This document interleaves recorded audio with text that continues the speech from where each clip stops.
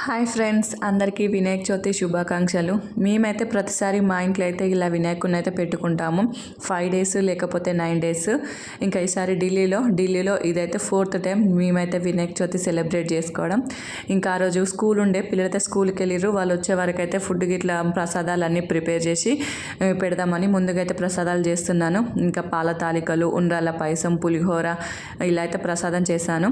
తర్వాత అయితే పిల్లలు వచ్చిర్రు. ఇంకా పిల్లలు రాగానే అయితే పూజ అయితే స్టార్ట్ చేశాము.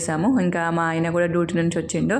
ఇంకా రాగానే వినాయకుడికి అయితే ముందు కళ్ళ గంతలు తీసాము. మా పిల్లలు అయితే పొద్దున్న నుంచి కూడా వెయిటింగ్, ఎప్పుడెప్పుడు స్కూల్ నుంచి వస్తారా, ఎప్పుడెప్పుడు ఇద్దామని వాళ్ళు వెయిట్ చేస్తూ ఉండొచ్చు. ఇంకా తర్వాత అయితే పూజ అయితే చేసుకున్నాము. ఇంకా మాకు తెలిసినట్టుగా ఇలాగైతే చేసుకున్నాము పూజ, మా పిల్లలు మేము అందరం కలిసి.